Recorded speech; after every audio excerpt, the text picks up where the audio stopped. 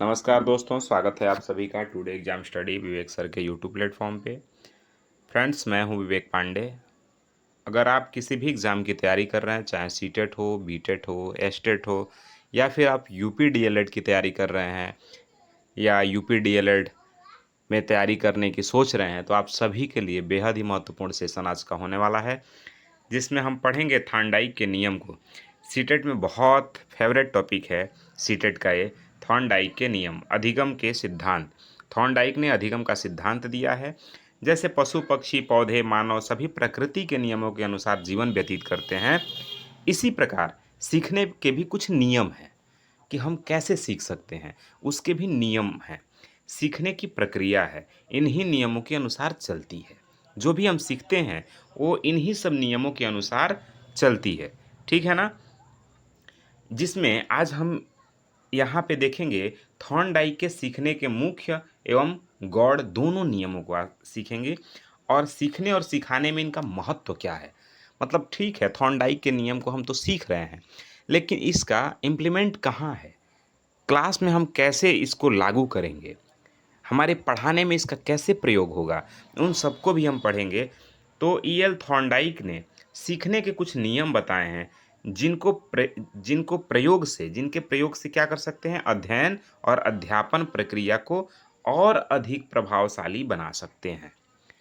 देखिए, हम अध्ययन और अध्यापन तो करेंगे, पर थॉर्नडाइक के नियम को अगर हम समझ लेते हैं, तो अपने सीखने और सिखाने की जो प्रक्रिया है, उसको हम और बेहतर और अच्छे ढंग से कर सकते हैं। उन्होंने सीखने के 3 नियम दिए। थॉर्नडाइक ने सीखने के 3 नियम दिए। मुख्य नियम 3 हैं और 5 गौड़ नियम हैं। थॉर्नडाइक ने पहली बात तो सीखने के 2 नियम दिए, जिसमें से 3 मुख्य नियम है और 5 गौड़ नियम है। मुख्य मतलब मेन, गौड़ मतलब कुछ विशेष नहीं है, पर हाँ, वो भी उतने ही इम्पोर्टेंट हैं। तो 5 गौड़ नियम दिए और 3 मुख्य नियम। तो मुख्य नियम पूछता है अधिकांश एग्जाम में कि मुख्य नियम थॉर्नडाइक के कौन कौन से हैं। पहला है तत्परता का नियम, तत्परता का सिद्धांत। दूसरा है अभ्यास का नियम और तीसरा है परिणाम का नियम या प्रभाव का नियम, या फिर आप कह सकते हैं संतोष का नियम। ठीक है ना? एक एक करके हम समझने का प्रयास करेंगे कि तत्परता क्या है।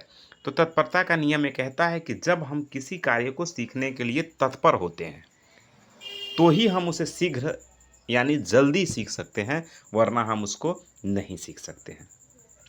यदि किसी समस्या को हम हल करने के लिए प्रयत्नशील होना तत्परता कहलाती है। जब भी हम किसी समस्या में हैं, ठीक है ना, और उस समस्या के समाधान के लिए हम प्रयास कर रहे हैं, प्रयत्नशील हैं, उसी को हम तत्परता कहते हैं।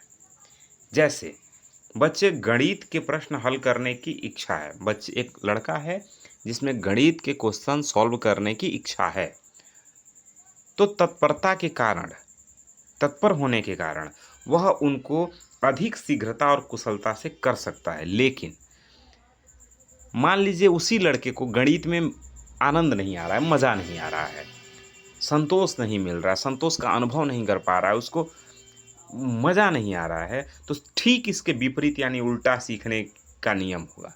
क्या? ठीक इसके विपरीत होगा कि वो सीखने के लिए तैयार नहीं होने की स्थिति में बच्चा सीखने की क्रिया से असंतोष मिलता है और वो प्रायः खीज उठता है, यानी नहीं सीख पाता। तो ओवरऑल तत्परता का नियम ये कहता है कि यदि हम किसी काम के लिए तत्पर हैं, तब तो उस काम को हम अधिक ढंग से और जल्दी से जल्दी सीख सकते हैं। लेकिन यदि हम किसी काम को करने में तत्पर नहीं हैं, रुचि नहीं ले रहे हैं, तो हम उसको नहीं सीख सकते हैं, उसमें अच्छा नहीं कर सकते हैं। लेकिन अगले ही अभ्यास का नियम ये कहता है कि इस नियम का तात्पर्य अभ्यास और कुशलता बनाता है। यदि हम किसी कार्य का अभ्यास करते हैं, तो हम उसे सरलतापूर्वक करना सीख जाते हैं और उसमें कुशल हो जाते हैं। हम बिना अभ्यास किए साइकिल पर चढ़ने में या कोई खेल खेलने में भी कुशल नहीं हो सकते हैं। वो कहते हैं ना, करत करत अभ्यास से जड़मत होत सुजान, और रसरी आवत जात ते सिल पर पड़त निशान।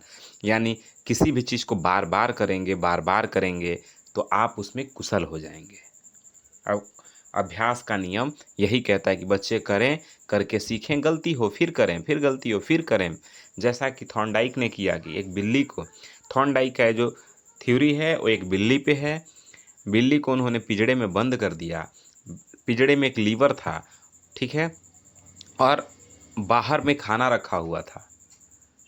समझ आ रहा है आपको? बिल्ली भूख के मारे तड़प रही थी, बार बार परेशान हो रही थी।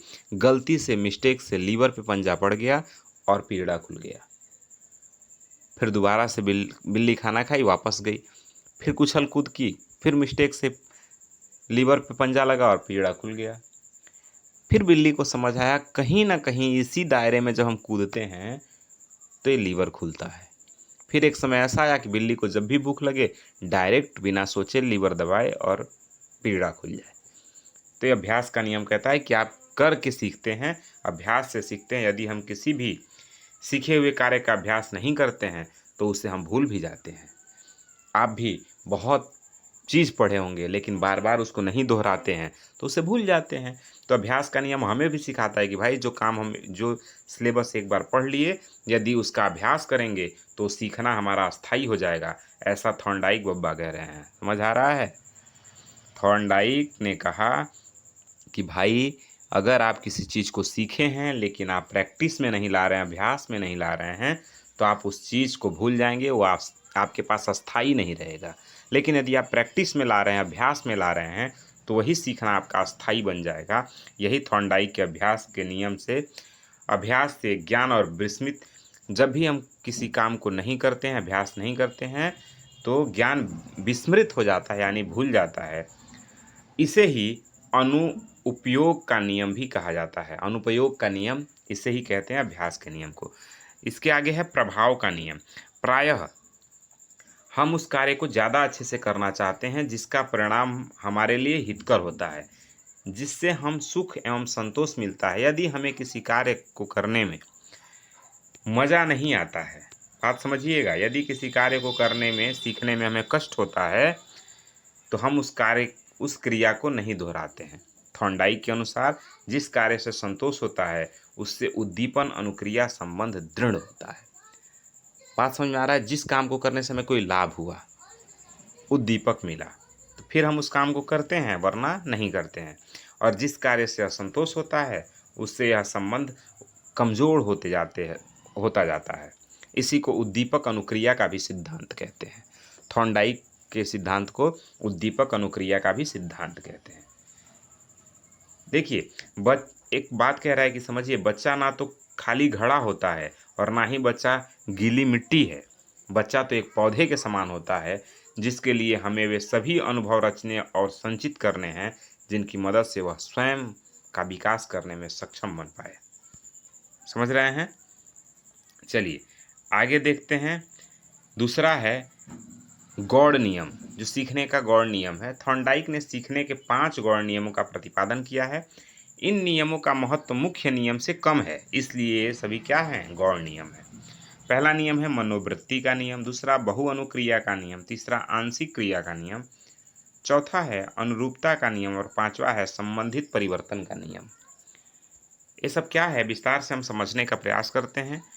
मनोवृत्ति का नियम कह रहा है कि जिस कार्य के प्रति हमारी अभिवृत्ति या मनोवृत्ति रहती है उसी अनुपात में हम उसे सीखते हैं। अनुकूल अनुवृत्ति होने पर बालक शीघ्र सीख लेता है और प्रतिकूल मनोवृत्ति होती है तो बालक को सीखने में बाधाएं उत्पन्न होती हैं। बहुत सिंपल है। जिस काम में हमारा लगन रहता है, रुचि रहता है, तो हम उस काम को जल्दी सीखते हैं। यदि रुचि नहीं है तो उस काम को करने में बाधा उत्पन्न होता है। बहुअनुक्रिया का नियम कह रहा है कि इस नियम के अनुसार जब हम कोई नया कार्य करना सीखते हैं तब हम उसके प्रति विभिन्न प्रकार की अनुक्रियाएं करते हैं। इनमें से कुछ अनुक्रियाएं लक्ष्य प्राप्ति में सहायक नहीं होती, उन्हें हम छोड़ देते हैं और फिर भूल जाते हैं। हम उन्हीं अनुक्रियाओं का चयन करते हैं जो लक्ष्य प्राप्ति में सहायक होती हैं, उसे ही सीखना कहते हैं।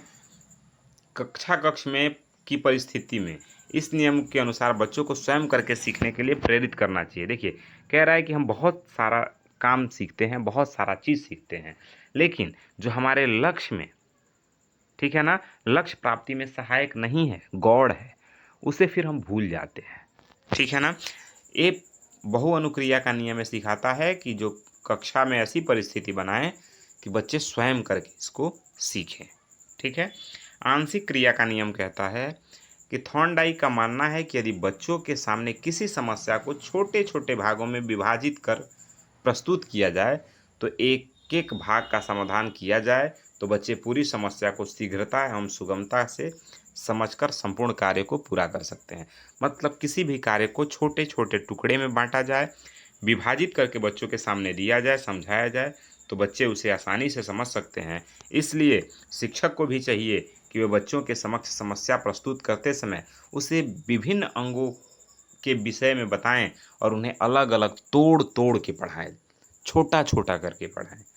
अनुरूपता का नियम कहता है कि जब व्यक्ति के सामने कोई नई समस्या आती है, तो वह अपने पूर्व के अनुभवों एवं प्रयत्नों का स्मरण करता है और उससे तुलना करता है और उसके अनुसार क्रिया कर समस्या का समाधान खोजने का प्रयत्न करता है।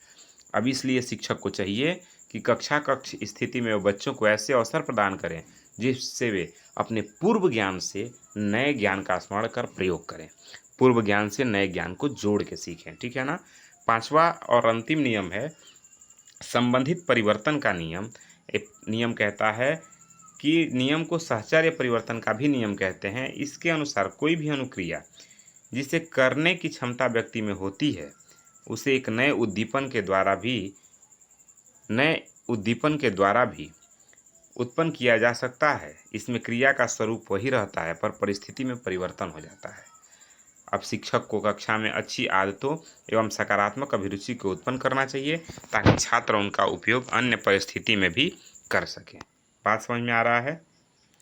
चलिए, सीखने के नियमों के शैक्षिक महत्व हैं, इसको हम अगले क्लास में देखेंगे। आज के लिए इतना ही। वीडियो आपको कैसा लगा कमेंट बॉक्स में हमें बताइएगा। वीडियो पसंद आया लाइक शेयर सब्सक्राइब करिए। मिलते हैं अगले वीडियो में, तब तक के लिए जय हिंद।